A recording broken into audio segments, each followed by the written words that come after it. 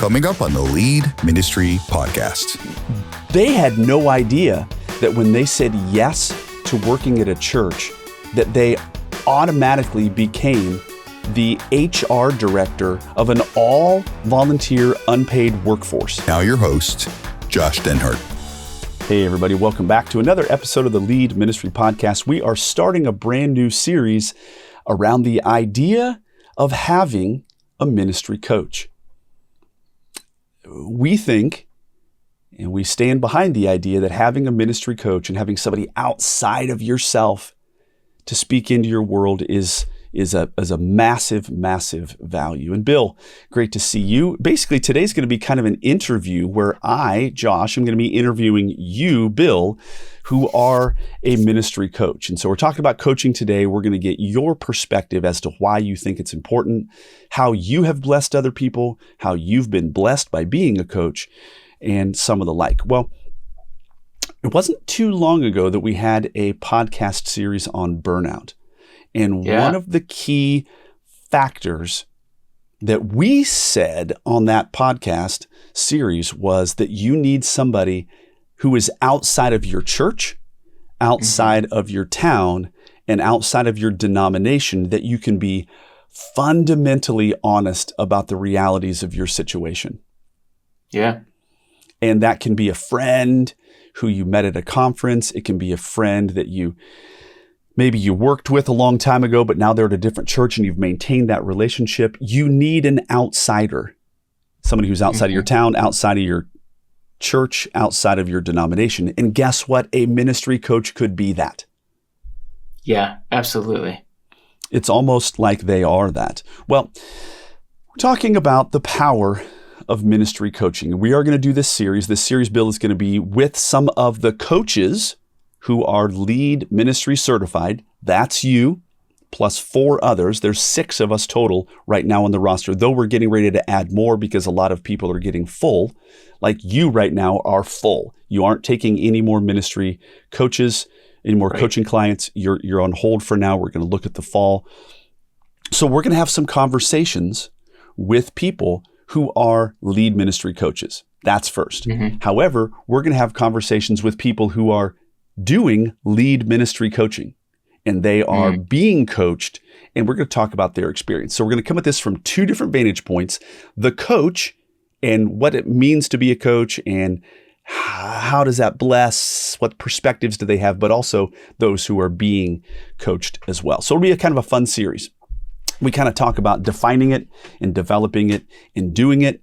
We want to have the podcast broken into these 3 major buckets. So we're going to start by defining what is ministry coaching. Okay? So we're going to define it. What is ministry coaching? I have 2 big definitions. Stick with me. A ministry coach is a spiritual leader who provides tailored support, guidance, and encouragement to individuals, helping them grow in their faith, in their personal development, and in their career in the church. Now, my favorite piece to this, and this is what it's all about. A ministry coach is a spiritual leader who provides tailored support. That's the key. This is not cookie cutter. This is not saying the exact same thing on repeat. It is, wow, what's unique about this particular individual? And how can we tailor support based on what they're saying to us and based on what their unique context is? Very, very, very specific. Bill, am I right?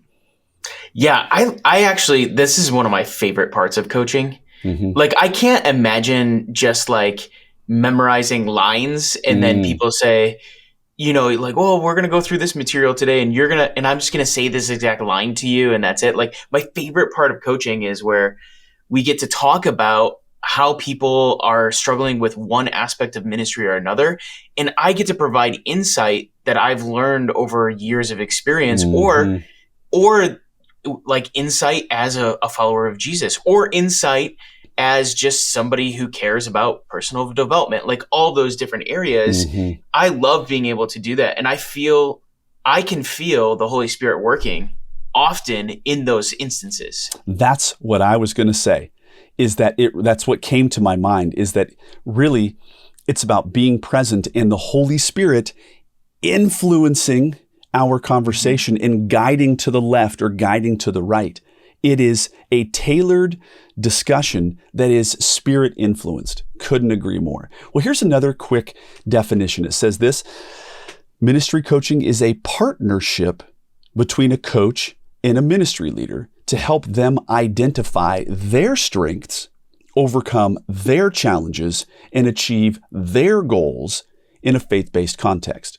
Here's my favorite part. It is a collaborative conversation that empowers individuals to live out God's calling and effectively serve in ministry. It is this outside voice, and it is a collaborative, two-way conversation about the challenges, the successes, and the roadblocks that they're experiencing in ministry. Yeah, that's good. And I think it's very helpful. The interesting thing is that lead ministry coaching, the stuff that you and I provide and the other coaches, is actually very unique. It's one of the only models that I know of where we have a set of courses that people are taking the content in through the lead ministry courses, whether it's lead volunteers, recruit, train, retain, multiply. Maybe it's how to lead up to senior leaders. Maybe it's how to lead conflict, how to lead meetings. The list goes on. And people are actually auditing those courses. And it's like, okay, for our next call, make sure that you've done lesson 1, 2, 3, and 4 inside of the retention, how to retain volunteers. Make sure you do those. And then we'll come together and talk. Now, what's nice about that is that the coaching isn't just taking place, or the experience for the coachee isn't just taking place during that coaching call. The experience is actually taking place as they're watching some courses, and then we come together and have a collaborative experience. Now, on that collaborative call, there's really two pieces, right? There is, hey, what have you been learning through the courses? Let's talk about some of that stuff. And they kind of drive the agenda, right? The coachee is like, ooh, on lesson 3, this really piqued my interest. And then we have a little micro dialogue about that. Or they're like, hey, I don't understand this. We have a micro dialogue about that, which is going to be completely different from the next person that I do coaching with, because they didn't have that question and they didn't have that aha moment. And so every call is completely unique. Now, that's the uniqueness within the canned coursework that we're wanting people to go through. There's still uniqueness there. However, that's okay. I'm going to call that the roadmap, right? We're like, hey, we want to make sure that we talk about retention, because if you really get down retention and retaining volunteers and have a culture that cares for people, you're going to be so much better off, and you're not going to hate ministry. Your spouse is not going to resent the church, and you're not going to burn out, right? Right. Absolutely. That's great. So that's the roadmap. However, there are times where I get on a call and I open with this with every call. I say, hey, what would be the biggest win or victory for you at the end of today's call? And every one of our coaches, we open with that line, because we may not, I want to talk about retention, but you may be needing to talk about an out of control senior pastor who's manically and obsessively texting and emailing and calling you while you're on vacation and on weekends. And how do I do this? Okay. So that takes priority. I call that off-roading. I have my roadmap where I want to go. I will scrap that and go off-roading with people. Right. And it's amazing, because sometimes people need to talk about the biggest problem that's happening right now in their world. It's like if you had one of your people who reports to you come into your office and it was your weekly meeting. You're just going to talk about the weekly agenda for ministry that week. But they came in and they said, my husband and I, or my wife and I, got in a gigantic fight last night, and I'm not processing that well. Like, you're not going to be like, okay, well, let's get on to our meeting. Right? Like, if you're a good pastor or you're a good ministry leader, you're going to say, okay, well, let's, I want to minister to you in this moment. I want to hear you out Sometimes people need a listening ear. I want to pray for you. I want to do these things. It's the same thing with coaching, right? It so is. if somebody comes to us and says, I have this huge problem in my life, we're not going to go, whatever. I'm just going to talk about recruiting with you today. Yeah, because that's not what's the most urgent thing. Right. Now, Absolutely. watch this. The whatever the most urgent thing is, we're going to deal with that. But I want to also tell them, hey, guess what? This volunteer that's gone rogue and is causing major difficulties with you, here's like a bunch of strategies. I'm going to ask you questions and we're going to deal with that. And by the way, if you recruit intelligently, let me teach you a way to never recruit a bad volunteer like this ever again. Right. So it is dealing with their things, but I have a roadmap that if we do those roadmap things, you're going to have less cleanup on aisle 9. Yep. Absolutely. Yeah. It's like going to the doctor. Am I right? And you go to the doctor and there's like, hey, it's your annual checkup. We got this litany of little tests, And then you go, hey, I've got this really bad swelling in my knee. It's like twice the size of my other knee. Oh, we're not dealing with that today. We're just going to deal. It's like, what? What are we talking about? Right. Yeah. So that's good. Well, it is a collaborative conversation and it is real time. Now, here's the interesting thing. Some people are a part of the lead ministry, like all in membership, right? And they have access to all of the courses. The courses are fantastic, but that is a one-way street. You're just listening, you're watching, you're downloading, and a lot of people get a lot of value out of that. The additional coaching component means that it's now a two-way street. Well, let's turn the corner and develop this after we've defined it. We've defined coaching a little bit. Now we want to talk about how coaching could actually support you. So Bill, they're turning on to the interview portion of our podcast today, and I want to talk with you as a coach. How long have you been coaching through the Lead Ministry platform? Now, before I answer that, I want to make sure everybody knows you have been a supervisor of ministry leaders for many, many, many years. Let's start with that. How long have you been supervising people in a ministry context? It's coming up on 16 years. Dang. Yeah. Okay. 16 years of ministry. So you have experiences with leading other people that are extremely valuable. So you've been a minister. People don't realize this, but if you are a gifted leader in the church and you have been given an employee under you to help pull off, you are a ministry coach, unless you're really terrible and then you're a bad boss. Right. Yeah. And also just for some, I guess, background too, like I've done coaching with other places as well. Like I've been a coach. I've been an actual formal coach for ministry before coming to Lead Ministry. Yes, with as well. Plathos. So, am I right? yes. Yep. Okay. Absolutely. Well, and I do want to put a caveat out there. This is very important, actually, and it just came to my mind right now in the moment. Just because you have a supervisor, that does not mean that they are a coach to you. Right. I had a, quote, boss who did not pour into my life. He did not, I did not go to him with hard things like, what do I do with this, in the same way that I would maybe somebody else, because I wasn't really willing to take advice from them because they didn't care. And so you can have a boss who isn't a coach, but you can have a boss who is a coach. Am I right? Right. Yeah, and absolutely. You, Bill, have been a boss who is simultaneously a coach for many people. Okay. How long you been with doing lead ministry coaching? Coming up on getting close to a year. Yeah, I think I started actually late summer, early fall last year. Mm-hmm. Yeah. And so that's great.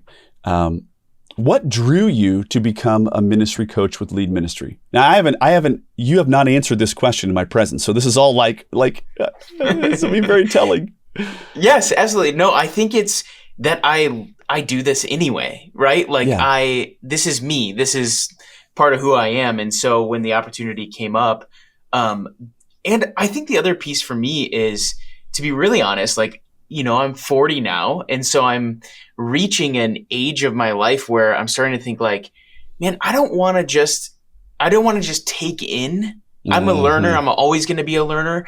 I don't want to just take from ministry leaders around me anymore. I want to figure out how I'm going to like share what the Lord has taught me and my best practices with others. I want to bring other people along. And there are people who are, you know, you look back in ministry, like there's people who are just starting ministry now who could really benefit from what God has given me. And so I want to be that person in people's lives. And by the way, part of the reason why I wanted to do coaching is that I had a couple of people who were in my life that were extremely beneficial. And I can look back and I can journal about them and I can be like, Orville Erickson. I want to be for somebody else what Orville, good old Orv, was for me. Or maybe Tom Curtright. Hey, none of these guys were perfect, but those people were so valuable to me that I wanted to find out, could I be valuable to somebody else as well? And be like, and I think this is important. I want somebody to look back at their one and only life and go, you know what? There was this one season where a guy named Bill Van Kirk, he poured into me, and what a game changer that was. He was in my life for 24 months. It was quite a thing, but man, did he shape me. I want that to be said of me. Amen? Yeah, absolutely. Yeah, it's being faithful with what the Lord's entrusted you with. Yes. And if in fact you, Bill, have these deposits within you, aren't we, what does it say in 2 Timothy 2:2? It says, the things which you've heard from me in the presence of many witnesses, pass them on to others who will be able to pass them on as well. And so we do want to be a part of that chain of events. Okay. How has coaching others benefited you as a person and benefited you as a ministry leader? Yeah, I think so. We've talked about this a lot, but there is something that happens when you have to synthesize your experience or things that you've learned into training others to do it. That it solidifies it for you in a way that maybe you didn't have before. And so like, I actually kind of feel like just being able to coach others has really helped me as a ministry leader. They're always like reminders to me, like they're the things that I know and the things that I've done, but it sharpens me to do them well. So when I tell people, here's your best practices in recruiting, and then I see in my own recruiting that I'm maybe not doing it exactly the way that I'm telling others to do, I go, oh yeah, I can tighten that up. I can actually be better at this. I want to not only teach the best practices, but I want to live these out myself. And not only that, but if I can train others through lead ministry coaching to do this, I also can train my staff to do this. And so it just like, I guess it solidifies all of the best practices, the things I've learned, the value that I have. It solidifies it all more in my mind. Yes, I agree with you. What's so interesting to me also is there's this little random triangle. I don't have a slide for it to be pulled up right now, but it's this idea of if you hear it, if you hear information, you're going to retain it at a 10% level. If you discuss it, you're going to retain it at a 30% level. But if you teach it, you're going to retain that information at the 90% level. Wow, and it's this idea. It's this idea of synthesis. What does that mean? Now, listen. I got a degree in chemistry education. I got a master's degree in effective instruction. I am national board certified in young adult adolescent science. In other words, I'm classically trained as an educator. My master's work had an emphasis in brain research. So I know how the brain kind of functions, and you know it's just really important, this idea of synthesis. So you have a whole bunch of ideas in your head, even practices that you do. That's fine. And they are swirling around and you've made sense of them. But until you take those unrelated kind of amalgam and you blend them together and now you synthesize them in a cogent fashion to come out of your mouth, you've had to do some hard work of mental processing so that it can come out of your mouth in a cogent, logical fashion. Therein lies the learning for you. Yes. Yeah. So, I mean, that's what you just said is in a nutshell, the greatest benefit for me so far with coaching others as a person and as a ministry leader. You've gotten better because you've had to push these things out your mouth, which meant that you had to own them at a far, far, far greater level. Well, can you share a story where coaching somebody actually blessed you? Listen, we know what it says. Paul says this: remember the words of our Lord Jesus, it is better to give than to receive. That's what we were just talking about. That one of the benefits is that this information becomes more deeply ingrained in you. But can you share a story where coaching really blessed you? Yeah, an actual story is I was talking to some people I was coaching about meetings. And we were talking about having an agenda and making sure that your meetings start on time and all of these things. And I got to thinking about, I have one of this meeting that I'm in charge of monthly. And I'm like, you know what? That monthly time is not meeting the standard for what I'm teaching these people. And so I actually took one of the agendas from lead meetings, and I used it in this last month's meeting. And I was like, this went so much better. Like, it was ridiculous how much more valuable it was for my team, where I was like, I guess like, I wish I could be the guy who operates at 100% lead coaching, lead ministry, like all the systems in place all the time.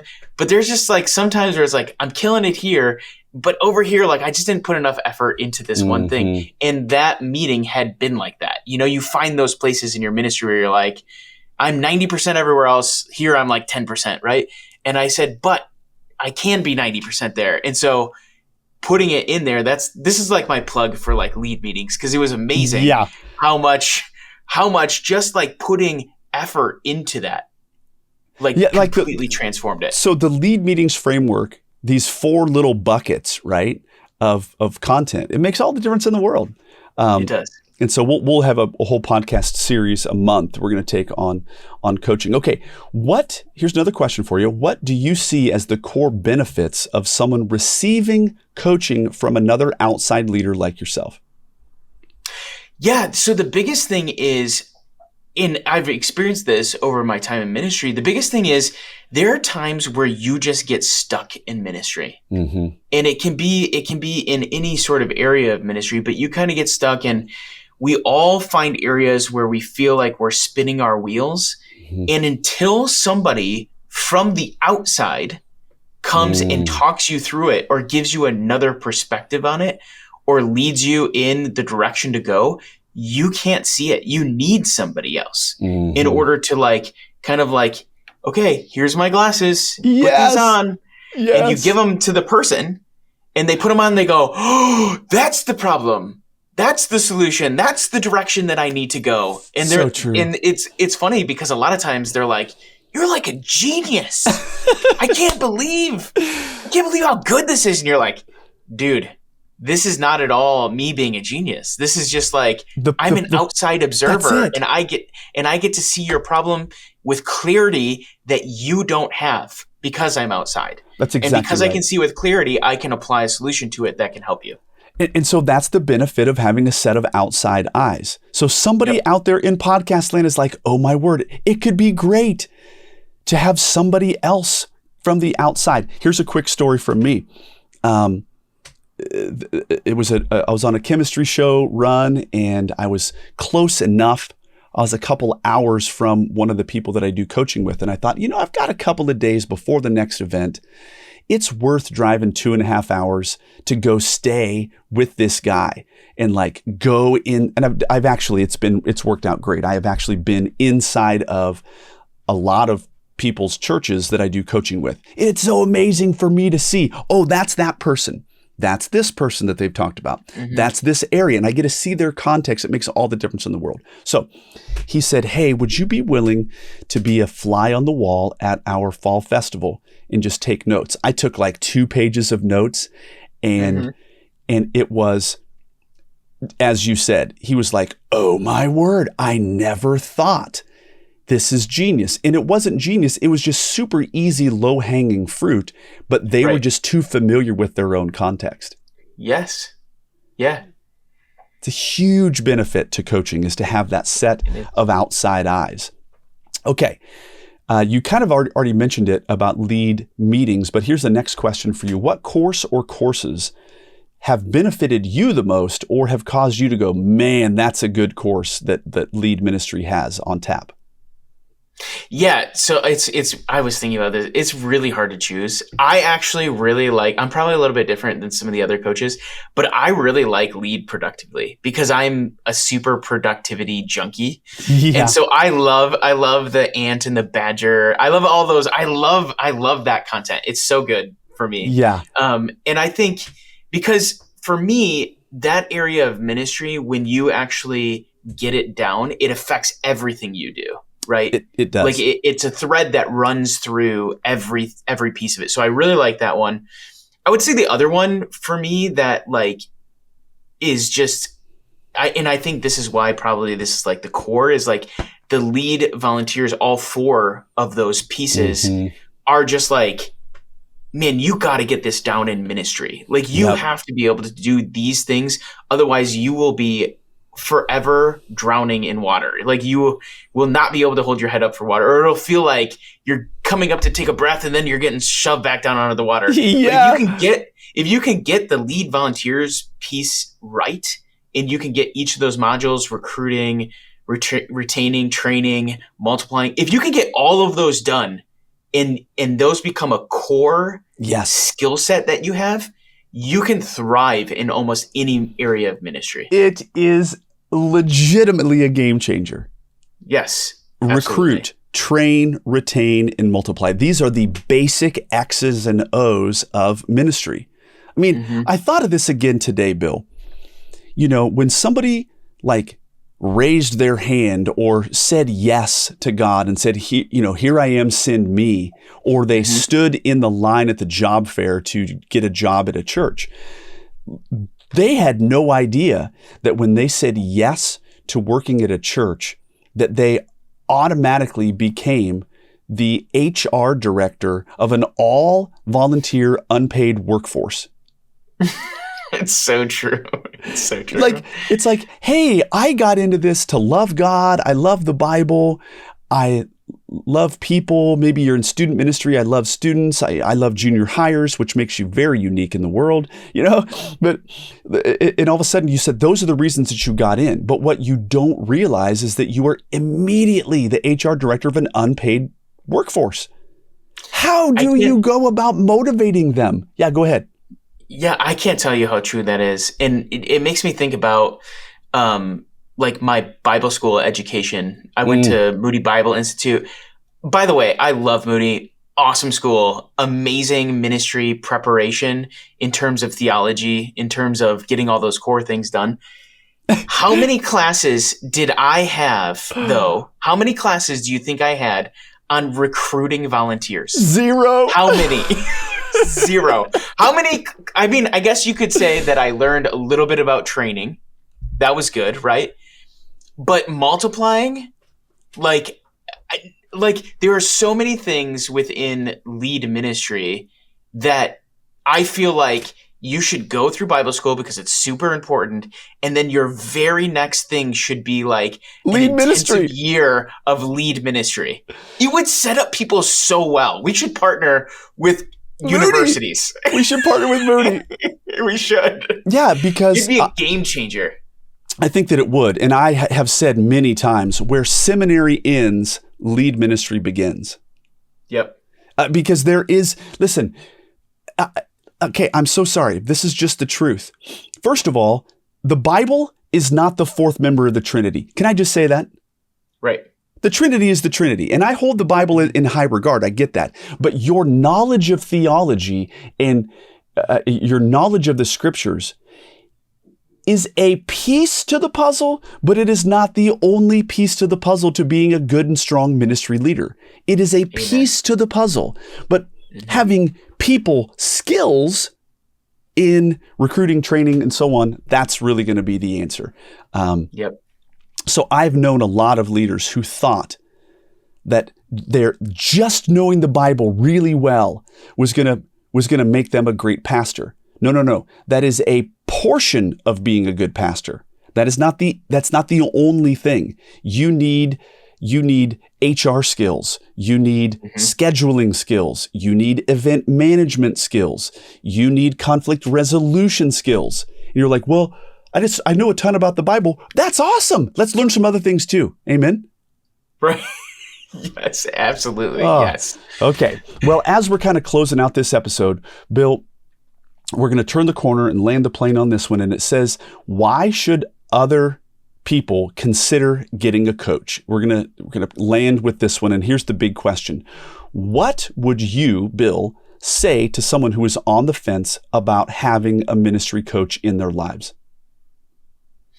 Yeah, I would say that all those areas of ministry that you are frustrated with, that you feel a ton of friction on, that some things I know because I've been there before, some things it feels like for years, aspects of ministry have been dogging you.